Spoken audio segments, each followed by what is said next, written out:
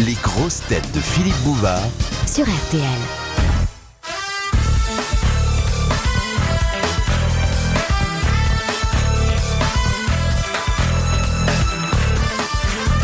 Bonjour, une visite, un retour, appelez ça comme vous voudrez, mais de toute façon ça nous réjouit. C'est depuis longtemps que je n'avais pas eu la joie, le plaisir et l'honneur d'accueillir Denise Fabre.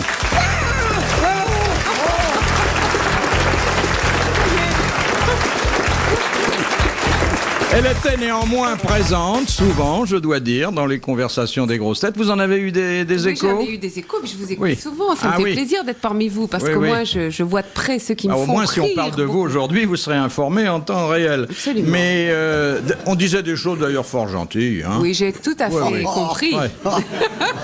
Pardon, non. Enfin, C'est vrai. Oui, tout à des fait. choses propres à réjouir toutes vos concurrentes sur les différentes télévisions. J'ai entendu, oui. Et c'était un hommage quand même rendu à votre talent. À côté de vous, on a placé notre maître à tous. Hein.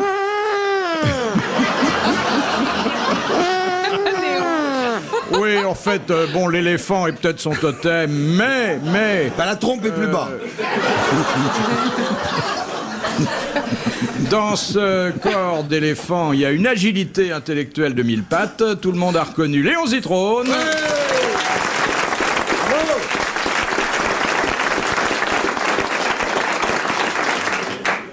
Le plus cochon des poètes, ou le plus poète des cochons, je vous laisse le choix. Robert Sabatier.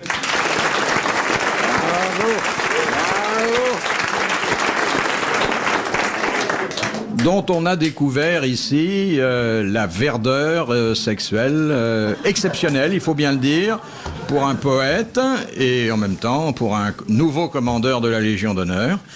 Et ça lui a fait une bonne réputation que maintenant il essaie de justifier dans le bois de Boulogne, dans les buissons autour de Brest. Je dois dire que cette réputation de vieux cochon, mais je mets ça entre guillemets, parce que vous savez à quel point je désapprouve. Entre guillemets, mais pas cochon. Pas non. Vous a été attribué par l'amiral, et c'est en partie d'ailleurs l'absence de l'amiral qui explique la présence de Denise Fabre. Hein. Oh, bah écoutez, je suis ravie, vraiment. Je lui dirai vraiment. Elle se jette à la mer. Je ne sais comme pas lui. si je le remplacerai aussi avantageusement. Et moi, je peux le remplacer si on veut, hein. C'est pas difficile. Hein. Il y a la différence entre une femme et une poubelle. Bah, la femme, on la remplit toute la semaine et on a peur de la sortir le dimanche. Et voilà le rôle du macho de service est tenu et avec combien de virtuosité par Guy Montagnier qui en fait n'est pas si macho que ça. Non, hein. non. Je suis un peu macho, mais pas misogyne. Oui. C'est la différence. C'est-à-dire vous admettez la femme pour des tâches ménagères, pour... Non, j'aime bien m'entourer de femmes. Je dois bien l'avouer quand même. J'aime bien m'entourer de femmes, à la fois pour le travail et pour le plaisir, naturellement, parce que comme même pas, je suis pédé, donc je suis pas pédé. Je crois que notre ami Léon aime aussi beaucoup s'entourer de femmes, mais comme il n'a pas la même tour de taille que vous, il lui en faut davantage. Oh, C'est plus subtil que cela. Pourquoi Denise Fabre est-elle en deuil? Vous avez perdu quelqu'un, non? Non, pourquoi? Je vous plais C'est pas comme tout ça en noir. J'adore le noir. Ah oui? Avec une L'hérissoise. pointe de caramel. Ah oui. Ah, bravo, je suis content que tu aimes le noir, là.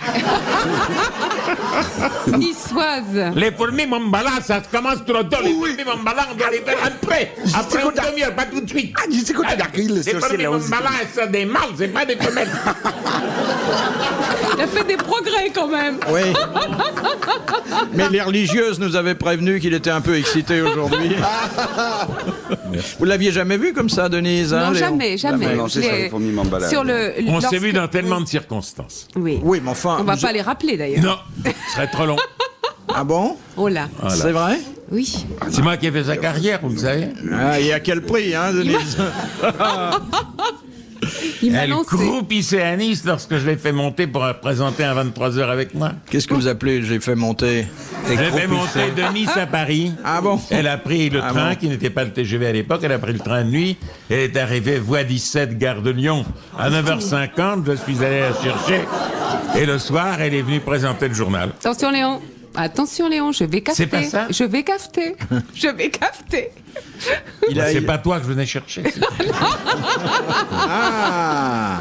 Ah là, Ah, des dents. rien dire. Oh là là, on va rentrer Est-ce dans que je peux des vous demander histoires. que devient Coff? Il vous manque Il ne me manque pas, mais je voudrais savoir, parce que j'ai mis de côté 2 ou 3 plaisanteries sur l'alimentation que je voudrais lui servir, Bon, eh ben, et écoutez, puis je ne le vois jamais. on Eh vous bien, invitera c'est pas tous les deux. compliqué. Il suffit, monsieur Zitrone, que vous assaisonniez votre salade à l'huile de paraffine et aussitôt, la masse des Français va se révolter contre ça, monsieur Zitrone. Voilà ce que je dis.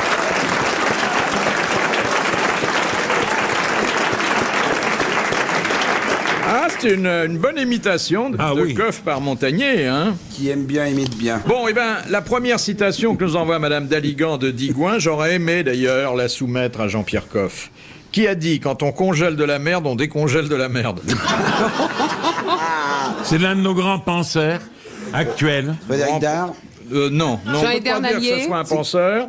Non, c'est un pense-bête. Non, non. Il est mort il y a 2 ans. De quoi? Oh, il était vieux. Ça ne me réjouit pas. C'est un acteur? C'était pas un acteur, mais enfin, il était apparu à la télévision et les gens connaissaient bien son visage. Des proches. Non, Un cuisinier, non. un cuisinier. Ah, un cuisinier. Raymond Oliver. Raymond Oliver. Bonne réponse de Guy Montagnier. Et merci à Denise Fabre d'avoir mis le doigt dessus. Eh oui. Et c'est vrai, hein. Mais il viendrait à l'idée de personne de congeler ça. Allez donc savoir, hein. Oui. Je voudrais faire une petite remarque. De temps en temps, j'écoute les grosses têtes, comme tout le monde, et j'entends parler de Léon Zitrone. Et quand je l'ai vu moi. arriver tout à l'heure, Oui. je l'ai regardé des pieds à la tête, je l'avais pas vu depuis longtemps. On dit tout le temps qu'il porte des soquettes, j'ai vu qu'il avait des chaussettes. On dit toujours qu'il a des taches partout, j'ai vu un monsieur très élégant. Alors je voudrais aider à la réhabilitation Ah bah écoutez, de mon voisin de gauche. Maître, je vous remercie Parfaitement. Et je beaucoup. dis aux Français, Taisez-vous. Zitrone, Mais c'est pas ça, c'est un garçon très propre. Mais laissez-moi m'exprimer aussi, monsieur Montagnier. On entend que vous dans cette émission. Enfin, c'est scandaleux. C'est Je sais pas si elle est scandaleux. congelée, mais je l'ai foutue. Hein.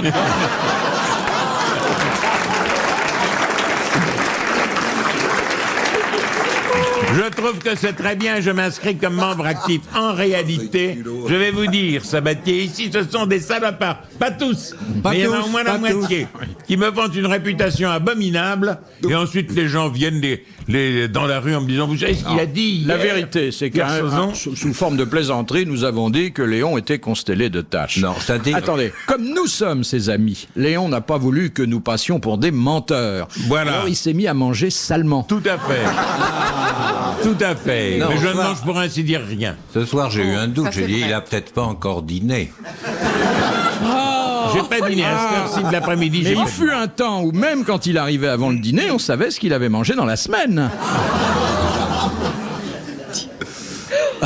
Oh là, je suis témoin, Léon, c'est pas vrai. C'est pas vrai. C'est pas grave, Je j'ai un sais conseil à vous donner, vous portez une bonne tenue léopard et il n'y paraîtra plus. Bande de salopards. Non, Léon, c'est vrai, est devenu plus coquet. Oui. Oui. L'âge Il a venant. toujours été Ouais. coquet. Ah non, non, non. Ah non, parce que moi je l'ai connu avec le bandage hernière apparent. Non, En tout cas, il a toujours eu beaucoup de succès. c'est vrai. Léon, ah oui. Il a fait des ravages. Ouf. Bah, je ne sais pas. Je ne La sais gare pas. de Lyon. J'oublie. Regarde. Il en a étouffé quelques-unes. C'est moi qui Et vous le dis. quelques-unes ont essayé de l'étouffer. Aussi Aussi. Allez donc. Je ne donnerai Mais pas il de est nom. très discret sur sa Oui. vie sentimentale, Oui, parce qu'il sait que sa femme écoute l'émission, il Oui, fait très ça dépend attention. des fois. Hein. Je me rappelle une histoire de mobilette, ou de Ah oui. scooter, ou je Ah ne oui. sais plus quoi. Léon se méfie, là. Et comment les aimait-il alors à l'époque? Il me semble qu'il les aime blondes. Exact. Oui. N'est-ce pas, Léon? Je Tout ne à dirai rien de plus. C'est tout. Blonde, Bah ça oui, suffisait. non. Blonde, grande, Oui. Absolument. avec des seins comme C'est-à-dire des tout- ananas. Voilà. Avec de quoi transformer la main d'un honnête homme en loup chapotage. De quoi remplir la main d'un honnête homme, sinon les deux. Et le reste à l'avenant. Voilà. Mais je n'aime pas que les fesses balancent.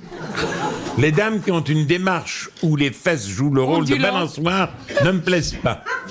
D'abord, on ne sait pas quelle main tendre et à quel moment. Vous aimez Il la se fesse retourne comment? néanmoins. Il se retourne néanmoins et Oui. regarde. Je regarde. Comment aimez-vous la fesse? Pleine, en goutte d'huile En pomme. En pomme. Mais en jolie pomme, en rainette. Que M. Montagnier et moi, on préfère la fesse molle parce qu'on peut lui donner la forme qu'on veut. Oui. Mais parce que vous êtes des sculpteurs, vous sculptez ça comme de la terre glaise. Oui, puis on a un gros burin, alors bon.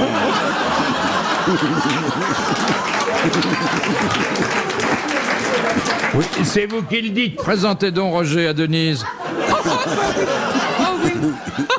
Qui est Roger? Roger, c'est... Ah, le vôtre? C'est mon frère siamois. Ah. Ah, il l'appelle Roger, hein? Non, je dis c'est mon frère siamois parce que c'est un grand chauve aussi. Ça me rappelle l'histoire du cheval. Comment est-ce?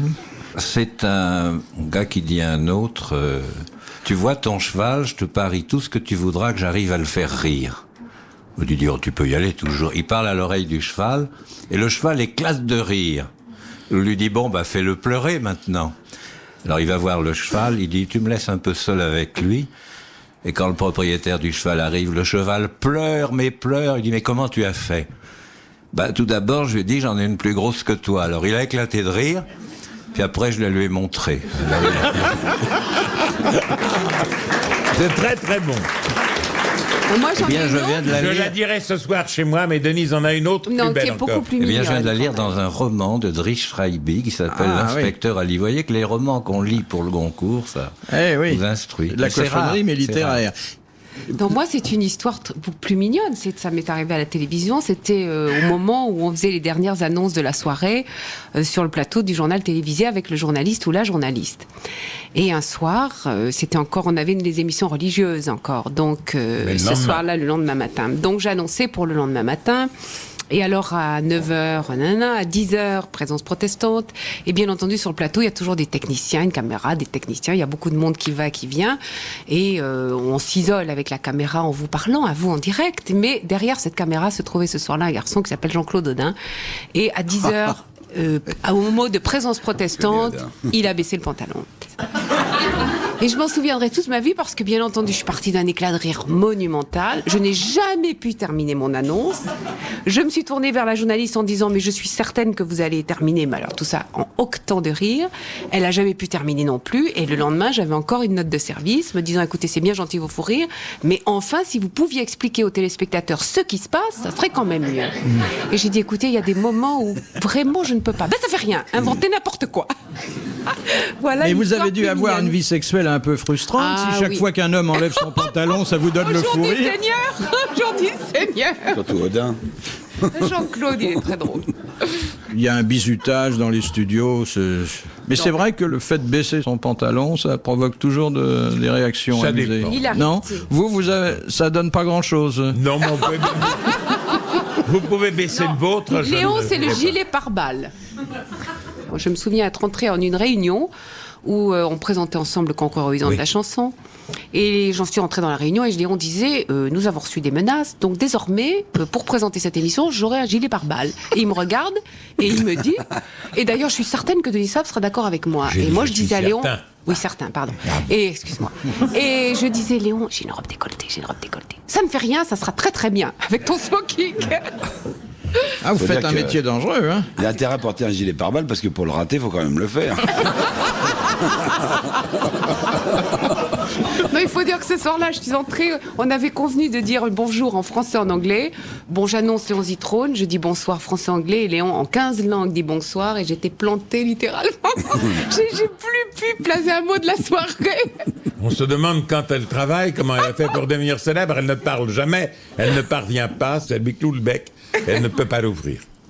Quand on a des partenaires comme toi, mon cher Léon, c'est pas facile. Ah oui. C'est vrai. Ça, on a intérêt à réserver brillant. chez Cook 8 jours à l'avance si on veut en placer une. Hein. Puis quand on en place une, il gueule. Ça dépend laquelle vous voulez placer. La deuxième citation nous est envoyée par Madame Well d'Alençon qui a dit « On est écrivain comme Louis XIV était roi, même sur la chaise percée. » C'est vieux, ça. Non, Fin du 19e, au début du 20e, non? c'est un homme qui est mort accidentellement d'ailleurs, il y a une vingtaine d'années, et dont on reparle beaucoup. Il y a une biographie, des Camus. essais. Vaillant? Non, Un romancier, non, un journaliste, non, un homme politique, non. Un essayiste. Un chanteur. Un essayiste. Oh, bon, là, moi, je connais pas d'essayistes, je connais que des mecs. Je connais que des mecs qui ont réussi. Roland Barthes. Roland Barthes. Roland Barthes. Bonne réponse de Robert Sabatier. Qui est l'auteur du plus remarquable Racine que j'ai connu. Barthes. Vous connaissiez Roland Barthes, Denise? Non. Non. Sûrement pas. Ah si, Barthes au Grand-Pied, c'est très connu. Oui. Très connu. Mais quand on vous dit que Roland Barthes a fait un essai, vous pensez que c'est un Mais rugbyman? je pense que Non. je vais m'y plonger avec des lys. Non, c'était un homme distingué, professeur au Collège de France, et qui est passé sous une voiture, finalement. Eh oui. Roland Barthes, il jouait dans la même équipe que Marin Lamellé. Hein?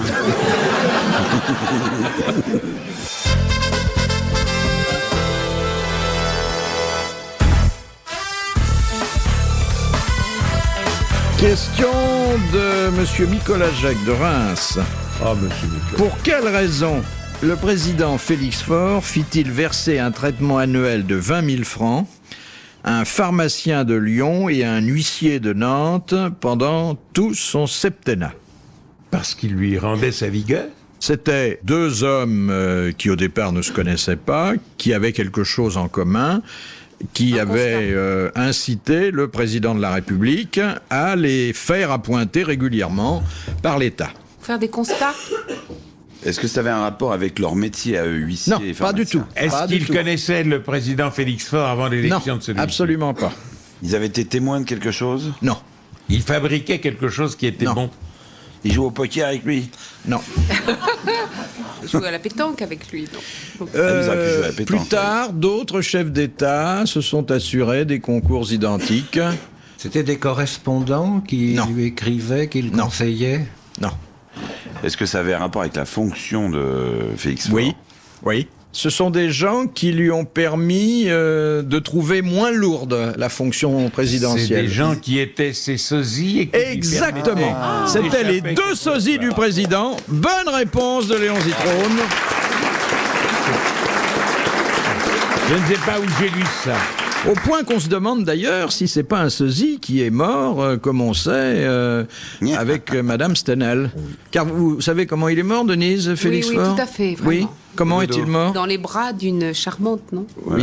Oui. Voilà. Enfin, les bras, c'était pas exactement les bras. Dans les mains. Entre les mains. Vous Oui. n'êtes pas politique. Oui. T'es un sozizi.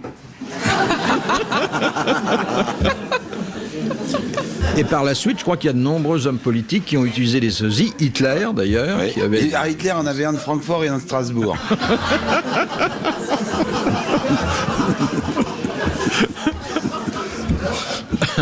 Par la suite, en France, je crois pas qu'il y a eu de sosie. Hein. Léon, vous qui avez beaucoup Il y a Louis approché XIV les... sans doute, Oui, mais c'est pas prouvé. oui. Mais De Gaulle ne pouvait pas en avoir.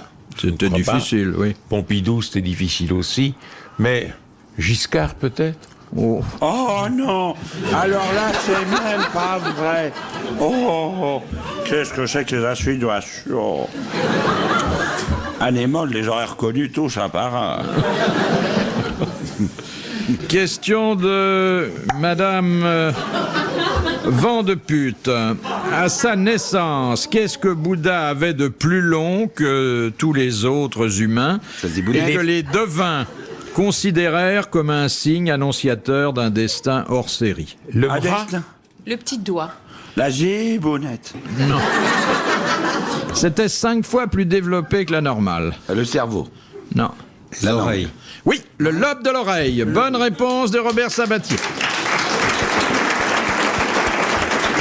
Ouais. Et De Monsieur Laurent Vallet de Beauchamp. Comment appelle-t-on le lieu où va un joueur de hockey sur glace quand il a fait une faute importante? La prison. La prison. Bonne réponse de Léon Zitrone. Car Léon connaît bien le hockey. Vous connaissez bien le hockey. Oui. Donc J'en ai vous avez bien commenté connu. pendant 20 ans. Oui. Vous avez bien connu Paul VI, donc. Paul VI, Est-ce qu'il est mort? Est-ce qu'il avait le hockey? Oui, il est mort avait, du oui, hockey. Il en est mort. Il est mort du hockey. Il en est mort, mais il était déjà assez vieux. Qu'est-ce que c'est assez vieux? Il devait avoir dans les 82. Ah oui. ah oui, ouais, oui, oui. quand même, ouais. Vous avez connu beaucoup de papes, vous, Léon? J'ai connu Ratti, c'est-à-dire Pie XI. Oui. J'ai connu Pacelli, c'est-à-dire Pie XII. Pie VII, vous l'avez pas connu? Non, Pie VII, c'est pas Léon qui l'a connu, c'est Napoléon. Joli, très On le rencontrait sur la route de Fontainebleau, La digue. tous la les digue. 30 ans. Et puis à Notre-Dame en 1802 pour le couronnement, ou 4 4. 4. Qui j'ai connu encore? J'ai connu Montigny, c'est-à-dire Paul VI. Oui. J'ai connu auparavant, mais bien connu, le seul que j'ai vraiment connu, c'est Roncalli. Ah oui. Jean 23, qui a été nonce à Paris, avec lequel on est allé faire une émission en radio pour les auditeurs polonais de la région de Bruer-en-Artois. Et son homélie avait duré un temps fou. Et quand il est entré dans la voiture d'enregistrement, il a dit « Messieurs Citron, qu'est-ce que c'est ces disques ?» J'ai dit « Monseigneur, il était à l'époque nonce. » Je lui ai dit « Mais c'est vous ?» Il m'a dit « C'est moi qui ai parlé tout ça. » Eh bien, j'espère que Dieu sera indulgent. Ah, oui. C'est un homme tout à fait charmant. Oui, oui. Puis il est parti patriarche de Venise, il a été élu ensuite, et puis Jean-Paul Ier, et puis Jean-Paul II. Oui, Jean-Paul Ier, ça a été rapide, hein. Et alors, Oui, c'est en 33. l'honneur de tous ces papes que vous avez des auréoles sur votre costume?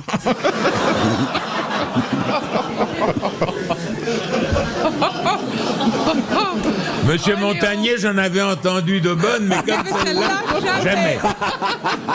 Ah, j'ai pas pu résister. Non, mais je comprends fort bien une vacherie à laquelle vous savez qu'on ne pourra pas répondre. Surtout qu'elle est même pas vraie, en plus, puisqu'il n'y a rien, y a exceptionnellement. Ça, on peut pas le prouver non plus, puisqu'on est à la radio. De